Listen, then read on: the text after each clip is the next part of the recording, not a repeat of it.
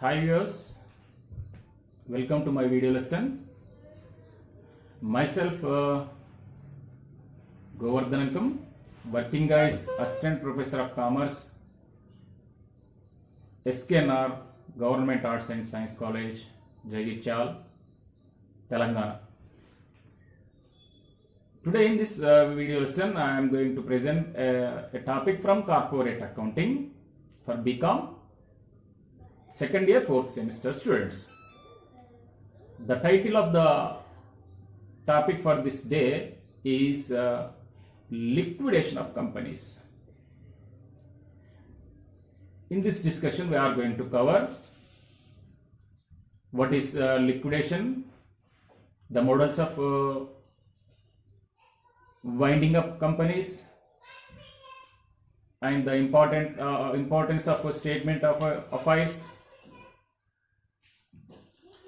appointment of liquidator, and liquidator's final statements of account. These topics are these points to be covered in our discussion. Let us first try to understand the term liquidation. The term liquidation, it is used when a company becomes insolvent. When a company becomes insolvent, then the company go into liquidation. The status of unable to pay or unable to meet its debts by a company, then the company becomes as insolvent and it is going to liquidation. If a company financial position is not enough as good as to satisfy its creditors, then the company is going to liquidation. Of course, sometimes in the part of amalgamation and absorption, companies may go into liquidation. But here, liquidation is a legal process. Liquidation, it is a legal activity. It is a legal procedure of winding up a company. The company itself treated as a artificial man in point of view law. So company come into existence or companies make incorporated according to the law. So the origin of a company from the Indian Companies Act. So here it is treated as an artificial man. That's why the end of the company will be under the sections of Companies Act. So the liquidation, it means it is the end stage of the company. The liquidation means shutting down of the company's business or closing the company or termination of a company from corporate world. So liquidation, it's a big process. Actually, it is a legal process to end the life of a company from corporate life. Liquidation process begins with the winding up of company.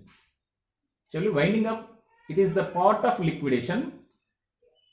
Liquidation, it is a broad and a huge activity.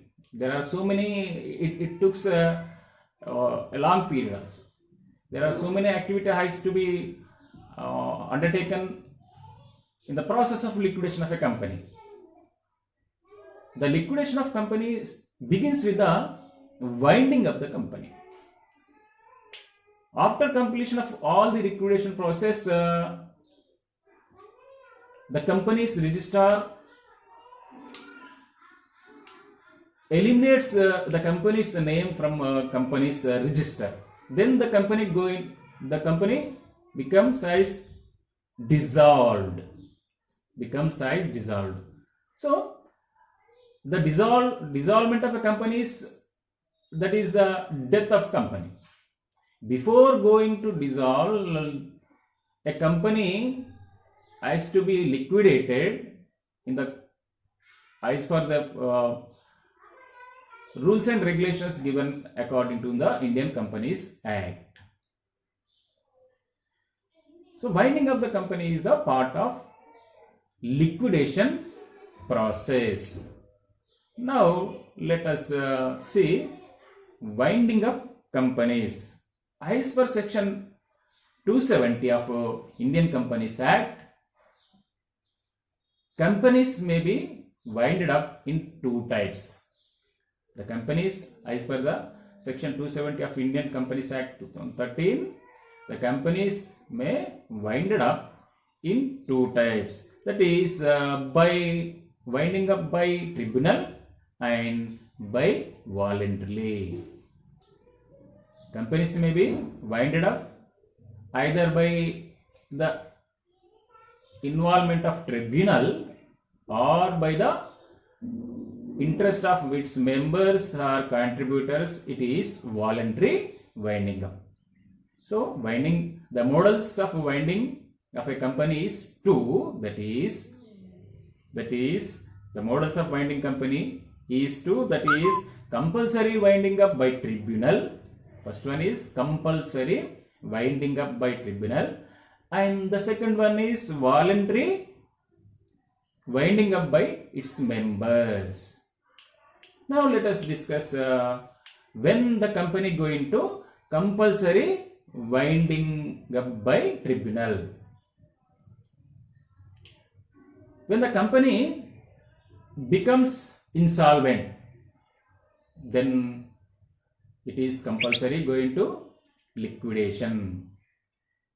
When the company has failed to submit its financial statements from last 5 consecutive years, then also company going to compulsory liquidation. If the company conducted any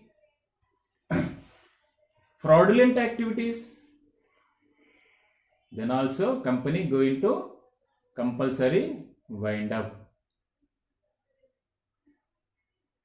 So these are for these reasons the company may be going to compulsory winding up. And let us try to know voluntary winding up a company. In voluntary winding up a company, it is taken place in two types. Voluntary winding up a company, it is by passing an ordinary resolution in general meeting. By passing a ordinary resolution in general meeting, a company can be going to liquidation voluntarily, and passing a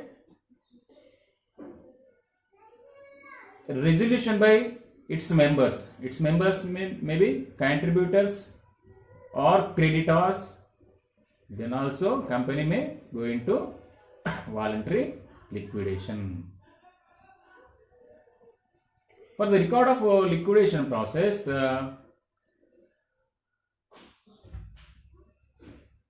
in compulsory winding up or winding up by tribunal,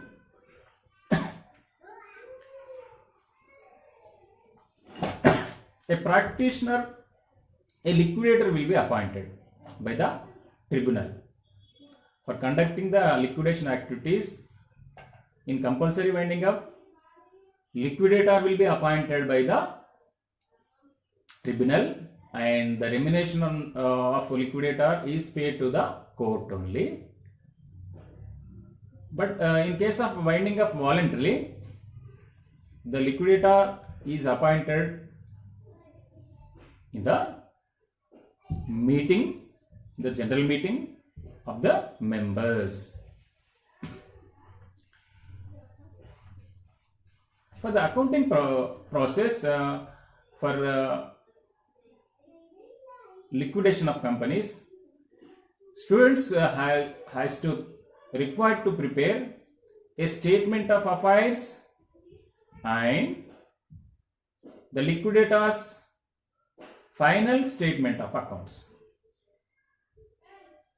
For accounting, here students are required to prepare a statement of affairs, and the second one, that is liquidator's final statement of accounts. Here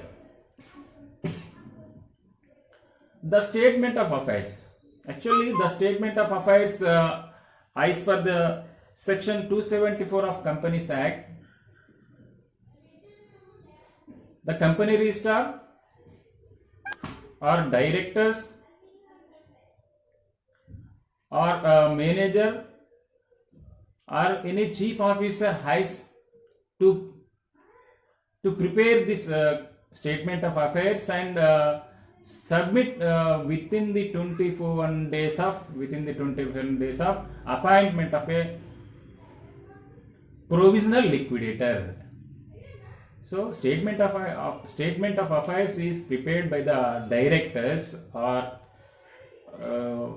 any other persons, authorized persons of company. They prepare and submit the same within the 21 days of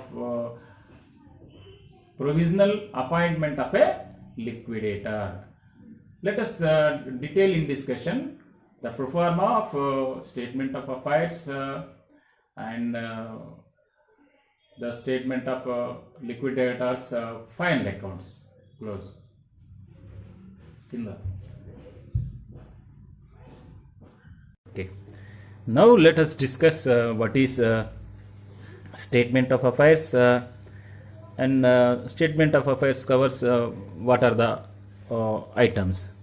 Actually, as per section 274 of Companies Act 2013, the directors or secretary or manager or a chief officer of a company are required to make out and submit the same, that is the statement of affairs of a company within 21 days from the date of appointment of a provisional liquidator. Here the statement of affairs covers or it contains the following items, that is in statement of affairs it contains list A to H. So the information or the transactions are recorded under 8 list. Statement of affairs it contains list A to list H. List A, that is in list A, assets not specifically pledged or recorded in list A. In list A, the assets not specifically not pledged, the assets are recorded under list A. List A contains assets which are not specifically pledged. And list B, assets specifically pledged with secured creditors. Assets specifically pledged with secured creditors. And list C, that is list C, it covers preferential creditors. List C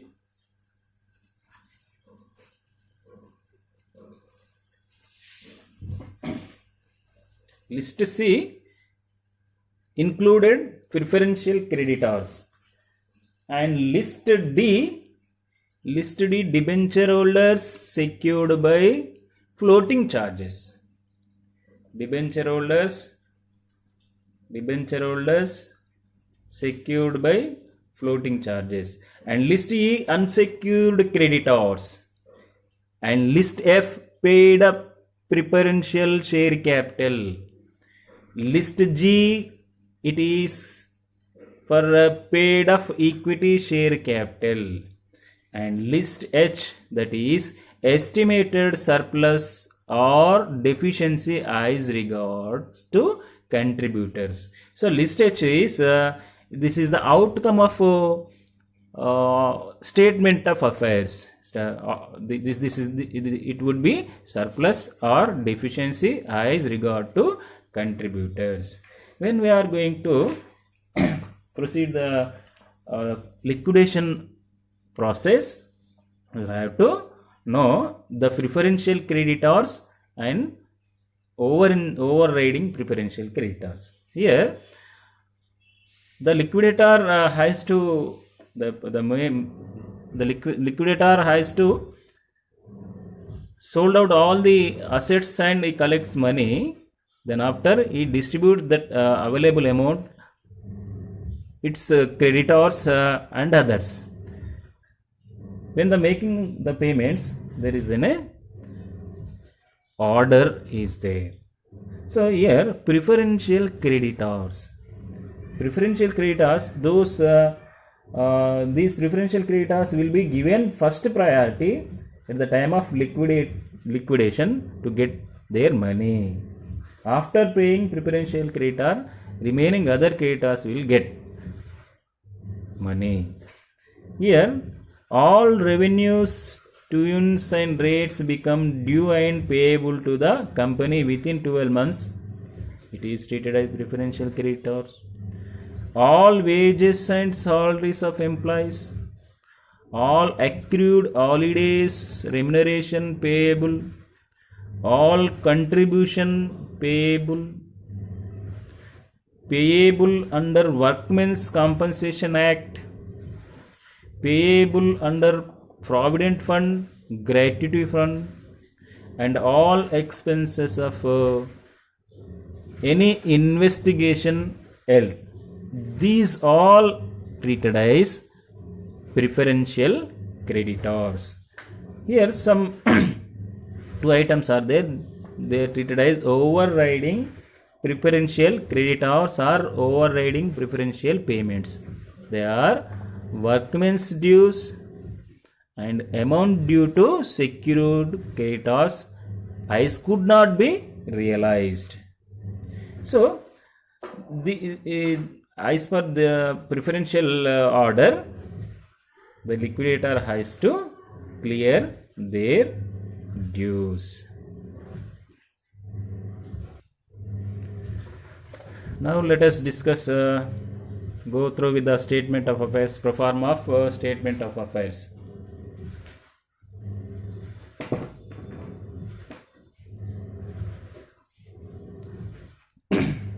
This is the statement of affairs pertaining to so and so company limited as on the date. As early discussion, statement of affairs covers list A to list H. Yes. In the part of statement of affairs, this is the pro forma is given. Let us discuss the pro forma. This is assets not specifically pledged. Yes. According to list A, the total of assets not specifically pledged, list A, it is taken here. And when you are going to enter assets not specifically pledged, only estimated realizable value will be taken into consideration, and bank balance is taken, and bills receivable is taken, and debtors is recorded, and stock is also recorded, and unpaid costs recorded, and land, buildings, plant, freehold assets, freehold property, machinery, etc. All these assets are recorded here. Furniture and fittings also recorded here, and investment and other properties are taken into consideration. These are all assets not specifically pledged, list A. Then the statement of affairs contains list B, that is assets specifically pledged as per list B.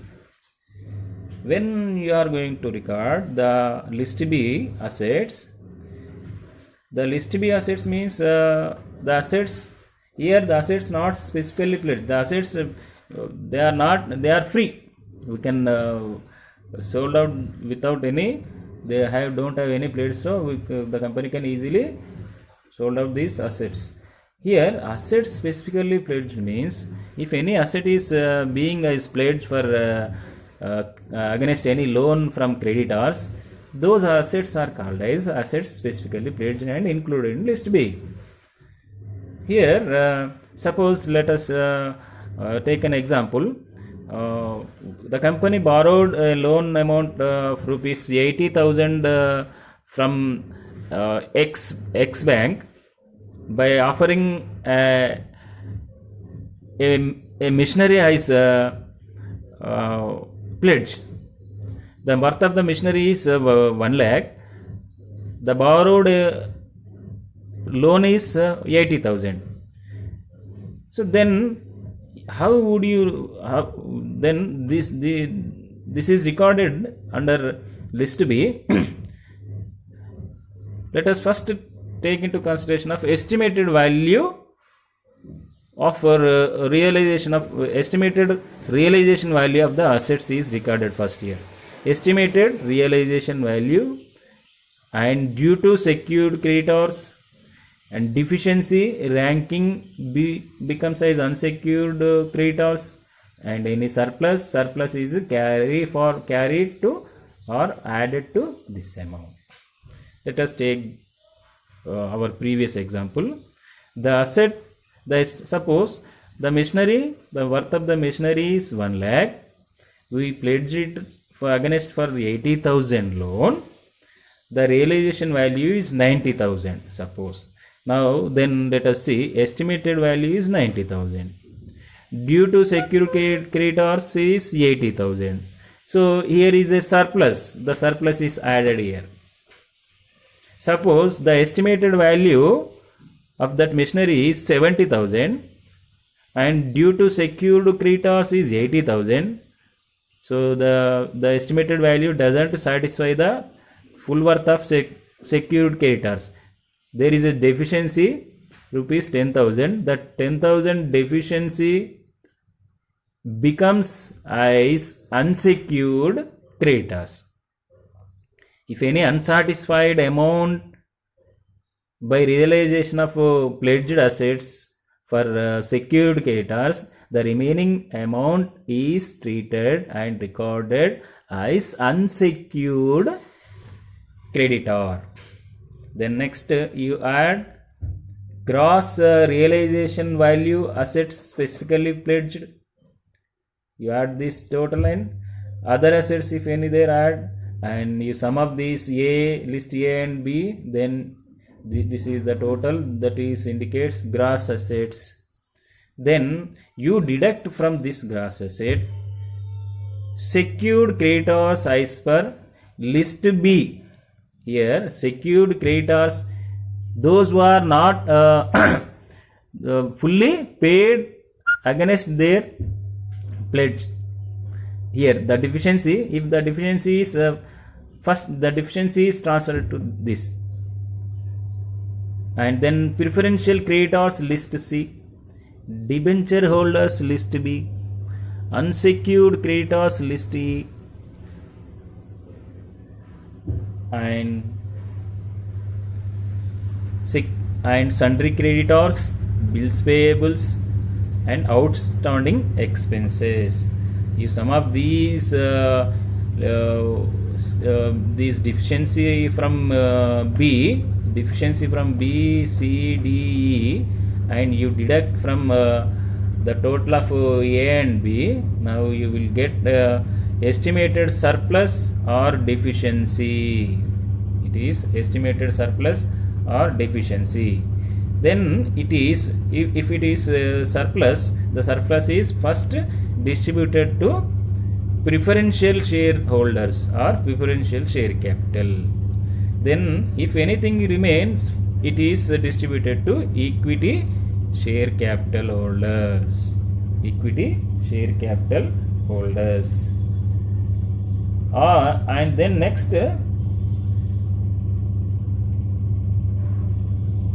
equity share capital holders. So the estimated surplus oblique deficiency, it is shown as list H. The estimated surplus deficiency treated as list H. List H means estimated surplus or deficiency. Now let us discuss liquidator's final statement of account. This is the pro forma. Here is presented.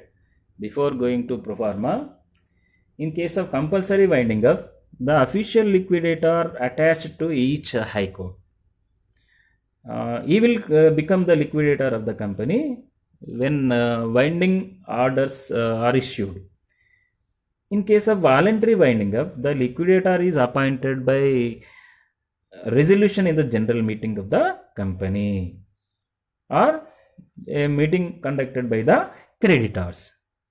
The liquidator is the first important job of the liquidator is required to realize the assets of the company and distribute the proceeding amount to the various parties having claims against the company. So the important job of the liquidator is he has to sold out all the assets and collect the money and distribute the money as per the order given under liquidation legal procedures. And he has to prepare a statement. The statement is called liquidator's final statement. For all this activity, he prepares a statement that is called as liquidator's final statement of affairs. Actually, it is a summary of cash book. It is nothing but it is a summary of cash book. The liquidator's final statement of accounts, the left side, yes, it is nothing but is in a cash book. Left side, all the receipts are recorded, and at right side, payments are recorded. Let us see left side, that is receipt side. The receipts may be from four sources. There is a four sources to get money from the liquidation process. From realization of assets, the selling of assets, the liquidator receives money, and cash and bank balance, and other selling of other assets, surplus from the securities, and calls in arrears realized. These are the sources for collecting money. And right side and debit side, all the receipts are recorded. In credit side, payments are recorded. Here is a preference. Here is an order. This order is to be followed. The first liquidator's remuneration is paid. Liquidator is eligible to get two kinds of remuneration: on realization of assets and an amount paid to unsecured creditors. Then liquidation expenses also credited to the statement of affairs.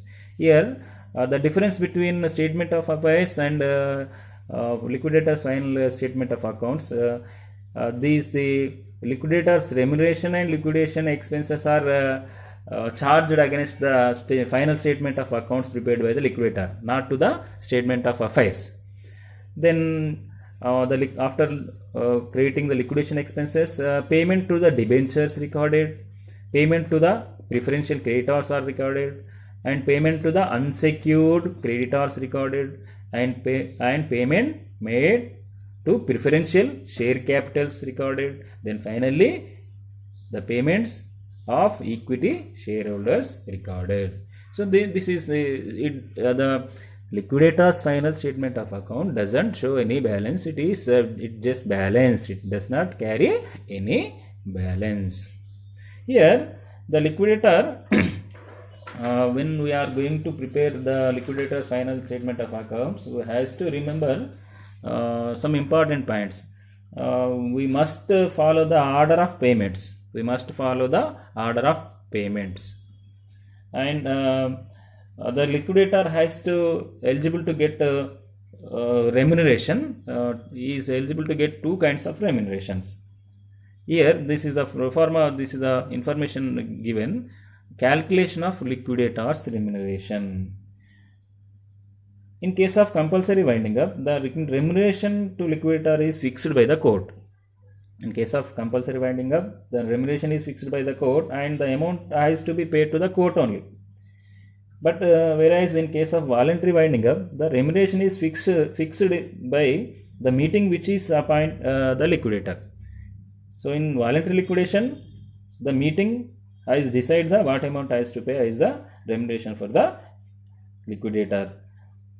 The remuneration once fixed cannot be raised. The remuneration once fixed cannot be raised. So here liquidator is eligible to get remuneration on realization of assets, on payments made for unsecured creditors.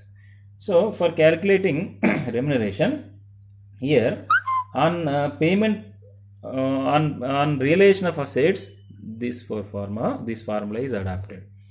Realized amount into rate by 100 by simply realized amount into rate by 100, and on payment made to unsecured creditors,